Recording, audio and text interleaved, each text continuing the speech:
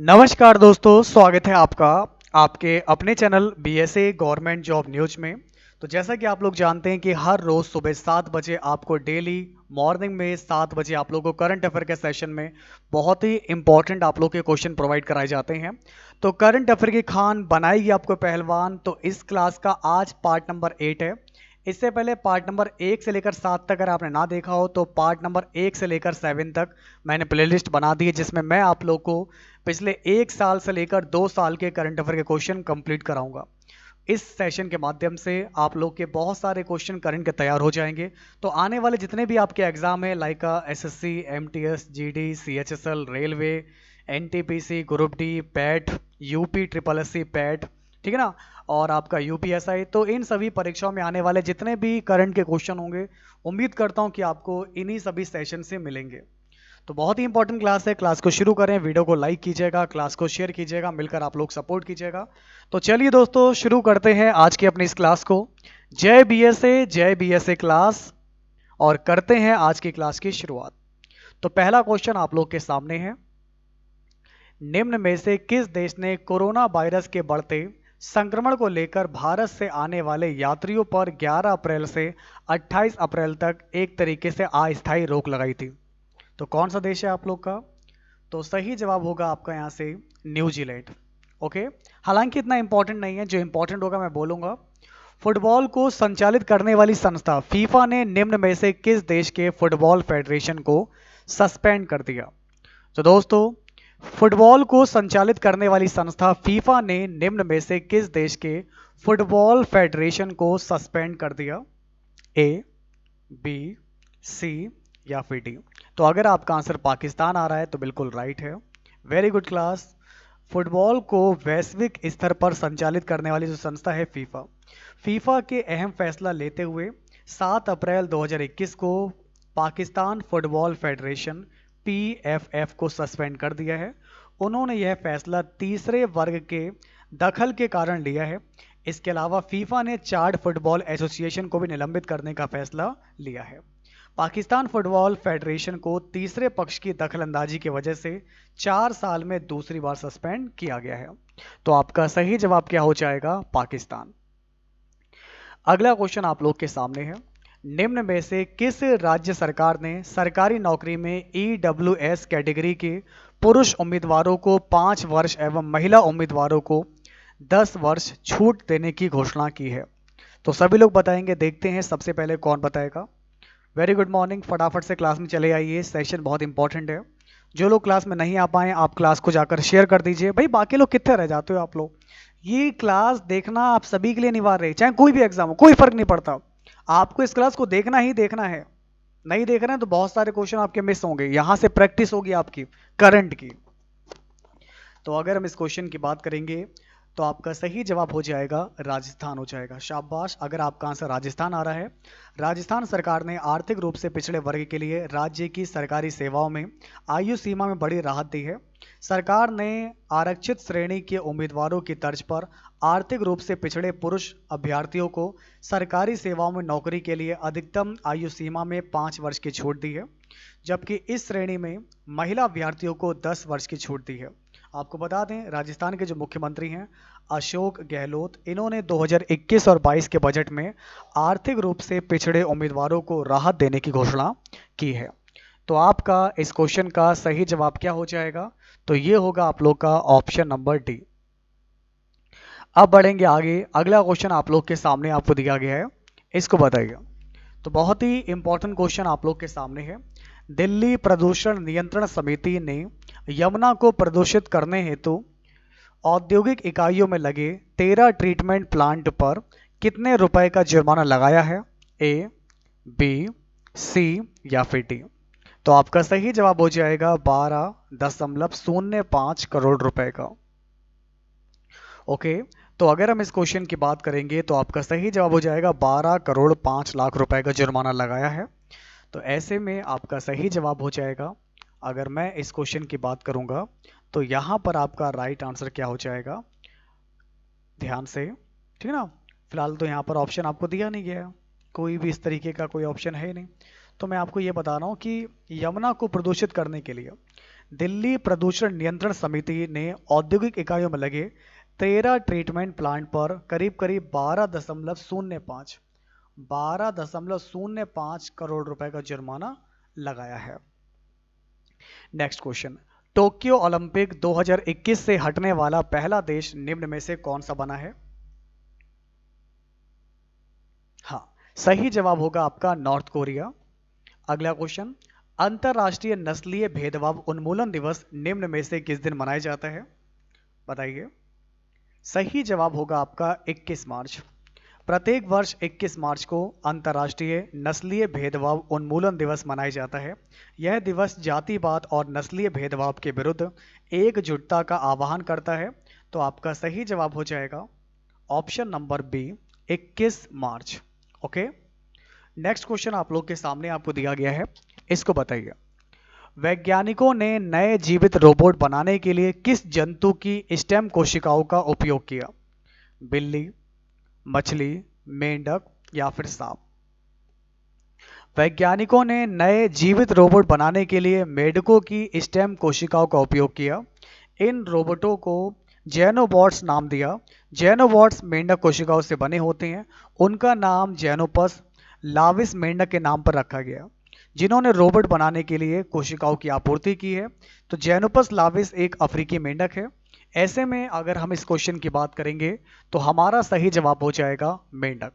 तो अगर आपका आंसर मेंढक आ रहा है तो बिल्कुल राइट है। वेरी गुड क्लास, बहुत बढ़िया।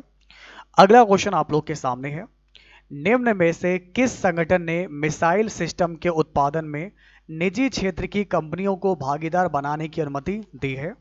ए, बी, सी या फिर डी? तो आपका सही जवाब हो जाएगा DRDO। ओके, तो जिन दोस्तों का भी आंसर DRDO आ रहा है तो बिल्कुल राइट हो जाएगा। वेरी गुड क्लास, बहुत बढ़िया। अब बढ़ेंगे आगे। अगला क्वेश्चन आप लोग के सामने है, केंद्र सरकार ने हाल ही में आर्थिक मामलों के नए सचिव के रूप में किसे नियुक्त किया है? बताइए। तो आपका सही जवाब हो जाएगा यहां से ऑप्शन नंबर बी है, अजय सेठ। ओके, नेक्स्ट क्वेश्चन प्लीज बताइए। विश्व स्वास्थ्य दिवस निम्न में से किस दिन मनाया जाता है? विश्व स्वास्थ्य दिवस ये आपका मनाया जाता है 7 अप्रैल को। विश्व स्वास्थ्य दिवस आपका मनाया जाता है 7 अप्रैल को। सही जवाब हो जाएगा आपका 7 अप्रैल। भारत के अगले मुख्य न्यायाधीश के रूप में निम्न में से किसे नियुक्त किया गया है? तो भारत के अभी नए CJI chief justice of India हैं जस्टिस NV रमन्ना। तो आपका सही जवाब हो जाएगा जस्टिस NV रमन्ना। अगला क्वेश्चन प्लीज, हाल ही में किस राज्य सरकार ने पश्चिमी घाट के सिंधुदुर्ग जिले में अंबोली क्षेत्र को जैव विविधता विरासत स्थल घोषित किया? बिहार, पंजाब, महाराष्ट्र या फिर झारखंड? सही जवाब होगा आपका महाराष्ट्र। आइए अगला क्वेश्चन आप लोग के सामने है, इसको बताइए। अंतरराष्ट्रीय मुद्रा कोष ने वित्त वर्ष 2021 और 22 के लिए भारत की विकास दर का अनुमान बढ़ाकर कितना प्रतिशत कर दिया है? बताइए। बहुत ही इंपॉर्टेंट क्वेश्चन है। तो इसको बढ़ाकर कर दिया गया है 12.5%। समझ में आ रहा है आपको? तो अंतरराष्ट्रीय मुद्रा कोष IMF इन्होंने अनुमान व्यक्त किया है कि 2021 और 22 वित्त वर्ष में भारत की विकास दर 12.5% पर रह सकती है। और इस तरह IMF ने जनवरी में अपने अनुमान में संशोधन किया। ओके, तो आपका सही जवाब हो जाएगा 12.5%। ऑप्शन नंबर डी होगा इस क्वेश्चन का बिल्कुल राइट आंसर। अगला क्वेश्चन देखिए, विश्व बैंक ने किस राज्य में स्वास्थ्य सेवाओं में सुधार के लिए 3.2 करोड़ डॉलर की एक परियोजना को मंजूरी दे दी है? आंसर क्या होगा? A, B, C या फिर डी?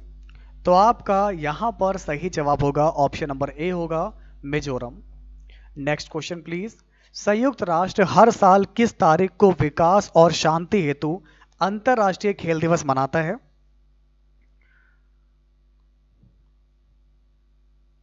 तो संयुक्त राष्ट्र हर साल 6 अप्रैल को विकास और शांति हेतु अंतरराष्ट्रीय खेल दिवस मनाता है।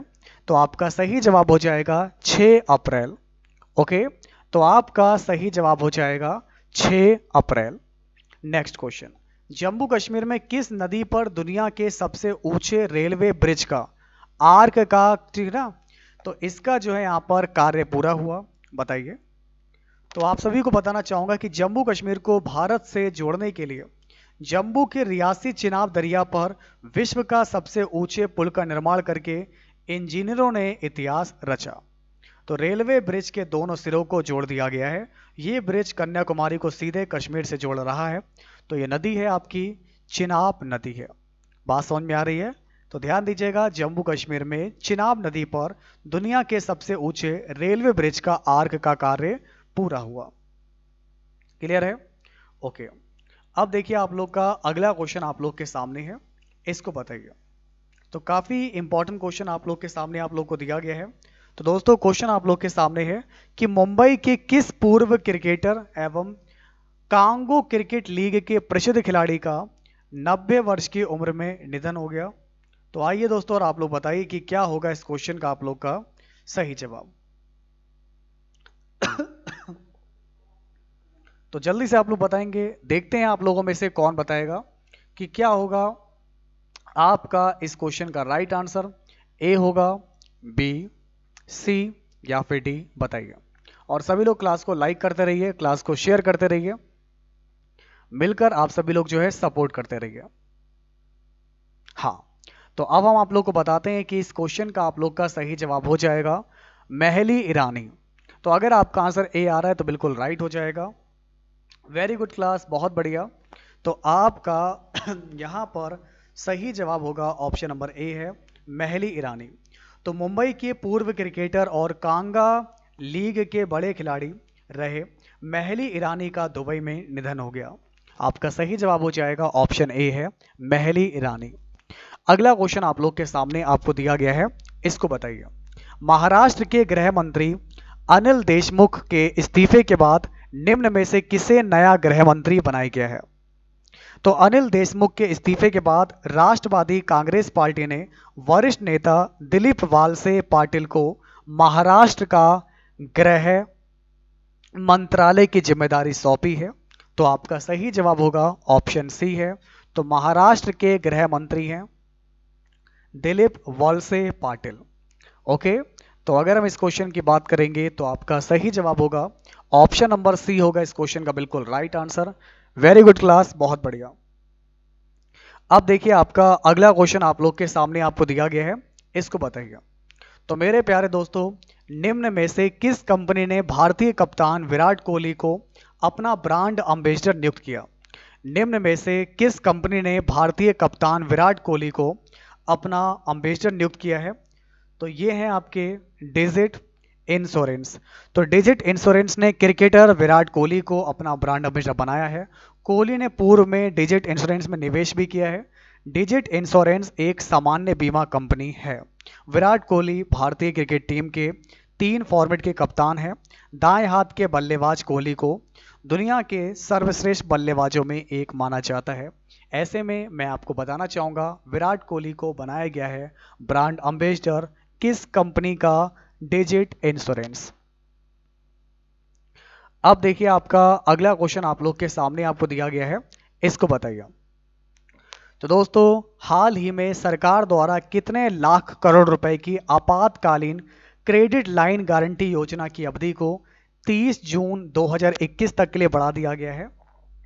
तो आपका सही जवाब होगा 3 लाख करोड़ रुपए। ओके, सही जवाब होगा आपका 3 लाख करोड़ रुपए।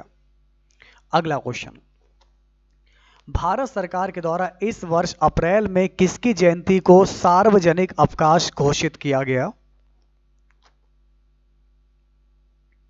सही जवाब होगा ऑप्शन नंबर डी है, डॉक्टर भीमराव अंबेडकर जी। आपको पता होगा कि केंद्र सरकार ने डॉक्टर भीमराव अंबेडकर के इस बार 130वीं जयंती मनाने के लिए 14 अप्रैल 2021 को सार्वजनिक अवकाश की घोषणा की है। तो आपका सही जवाब हो जाएगा ऑप्शन डी होगा इस क्वेश्चन का बिल्कुल right answer. Very good class, बहुत बढ़िया। अब देखिए आपका अगला क्वेश्चन आप लोग के सामने है, किस महिला अभिनेता ने प्रमुख भूमिका में उत्कृष्ट प्रदर्शन के लिए SAG पुरस्कार जीता है? बताइए किस महिला अभिनेता ने प्रमुख भूमिका में उत्कृष्ट प्रदर्शन के लिए SAG पुरस्कार जीता है? तो आपका यहाँ पर सही जवाब क्या होगा बताइए। तो इस क्वेश्चन की अगर हम बात करेंगे तो मेरे प्यारे दोस्तों, सही जवाब होगा वियोला डेविस। तो इस बार के 27वें स्क्रीन अभिनेता गिल्ड अवार्ड में चैडविक बोसमैन ने सर्वश्रेष्ठ पुरुष अभिनेता के लिए SAG पुरस्कार जीता है और वियोला डेविस ने सर्वश्रेष्ठ महिला अभिनेता का सम्मान जीता है। ओके, तो अगर हम बात करेंगे चैडविक बोसमैन, इन्होंने जीता है पुरुष अभिनेता का। इनका पुरुष की अगर हम बात करें तो क्या नाम है? चैडविक। ये नोट करेंगे आप लोग यहाँ से, चैडविक बोसमैन।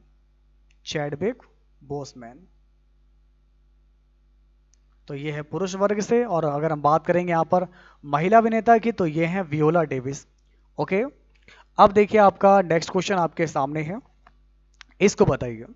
किस राज्य में 100 मेगावाट बिजली उत्पादन क्षमता वाला भारत का सबसे बड़ा तैरता हुआ सौर संयंत्र स्थापित किया जाएगा?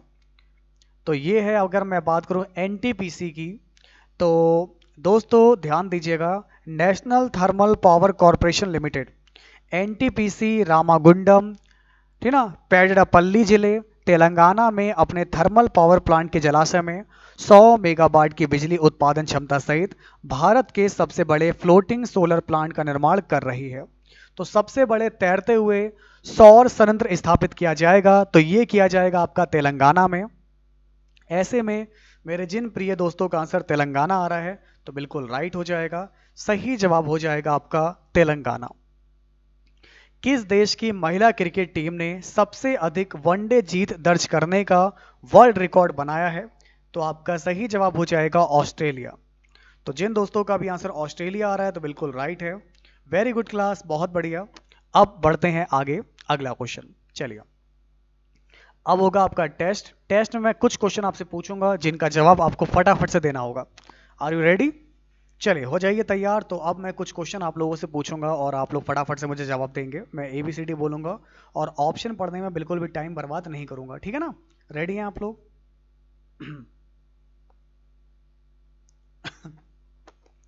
सरकार ने किस महाकवि की तपस स्थली का मौजूदा नाम महमूदपुर को बदलकर परासौली करने की जो है मंजूरी दे दी है?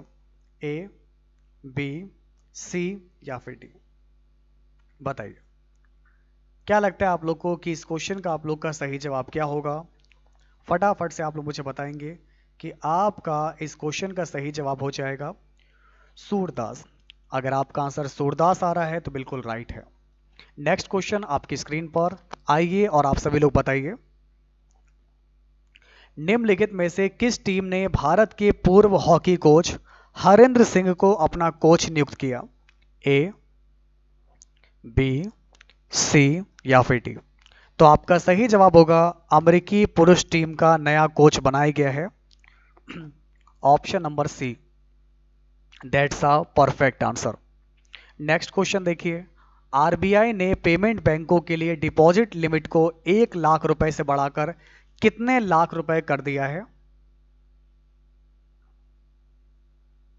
सही जवाब होगा आपका 2 लाख रुपए। ओके, अगला क्वेश्चन आप लोग के सामने है, भारत और किस देश ने 8 अप्रैल 2021 को सीमा पार से फैलाए जाने वाले आतंकवाद सहित आतंकवाद के तमाम रूपों की निंदा की है? सही जवाब होगा आपका मालदीव। अगला क्वेश्चन देखिए, CRPF शौर्य दिवस निम्न में से किस दिन मनाया जाता है? CRPF शौर्य दिवस मनाया जाता है आपका 9 अप्रैल को। ओके, तो इस बार 56वां मनाया गया था। CRPF एक छोटी सी टुकड़ी ने 9 अप्रैल 1965 को पाकिस्तान के खिलाफ कच्छ के रण में 34 पाकिस्तानी सैनिकों का सफाया किया था और यह पहली बार था जब पूर्ण रूप से पैदल सेना की टुकड़ी ने पाकिस्तान की सेना के विरुद्ध सफल लड़ाई लड़ी। ओके, और मैं आपको बताना चाहूँगा कि भाई साहब, इस लड़ाई के दौरान CRPF के 6 जवानों ने अपनी जान भी गंवा दी थी। ऐसे बहादुर जवानों को मैं सैल्यूट करता हूं। इन बहादुर सैनिकों को श्रद्धांजलि देने के लिए शौर्य दिवस को हर साल चिन्हित किया जा रहा है और इसलिए हम लोग 9 अप्रैल को मनाते हैं CRPF शौर्य दिवस। ओके, अगला क्वेश्चन आप लोग के सामने है, भारतीय विमानपत्तन प्राधिकरण के अध्यक्ष के रूप में किसे नियुक्त किया गया? तो आपका सही जवाब हो जाएगा यहां पर संजीव कुमार। ओके, तो भारतीय विमानपत्तन प्राधिकरण के अध्यक्ष के रूप में किसे नियुक्त किया गया? आपका सही जवाब हो जाएगा संजीव कुमार। जनजातीय स्वास्थ्य संयोगात्मक अनमाया का शुभारंभ किसने किया? तो आपका सही जवाब हो जाएगा स्वास्थ्य मंत्री डॉक्टर हर्षवर्धन। ओके, बहुत ही इंपॉर्टेंट क्वेश्चन आप लोग के साथ डिस्कस कर रहा हूं और ये है हमारा आज का कंप्लीट क्वेश्चन हो जाएंगे। तो आज का अंतिम क्वेश्चन आप लोग की स्क्रीन पर है। केंद्र ने किस राज्य के लिए 670 करोड़ रुपए की 14 सड़क परियोजनाओं को मंजूरी दी है? झारखंड, बिहार, ओडिशा, पश्चिम बंगाल। तो आपका सही जवाब हो जाएगा झारखंड। तो अगर आपका आंसर झारखंड आ रहा है तो बिल्कुल राइट होगा। वेरी गुड क्लास, बहुत बढ़िया। तो दोस्तों कैसे लगी क्लास? उम्मीद करता हूं कि आज का सेशन आपको पसंद आया होगा। तो अगर ये क्लास आपको इंपॉर्टेंट लगी हो, हेल्पफुल लगी हो, तो वीडियो को लाइक कीजिएगा, इस सेशन को सपोर्ट कीजिएगा। तो डेली सुबह 7 बजे देखना ना भूलें बीएसए के second channel BSA government job news. अगर आपको सरकारी नौकरी चाहिए है तो इस क्लास को भी ज्वाइन कर लीजिएगा। जो लोग चैनल पर नए हैं सब्सक्राइब कर लीजिएगा, बेल आइकन भी प्रेस कर लीजिएगा। हर रोज सुबह 7 बजे करंट अफेयर की खान बनाएगी आपको पहलवान। तो बने रहिए मेरे दोस्तों हमारे साथ। मिलते हैं आप लोगों से आपकी अगली क्लास में कल सुबह 7 बजे। तब तक के लिए नमस्कार। जय बीएसए क्लास। और आप सभी का तहे दिल से बहुत बहुत धन्यवाद, शुक्रिया।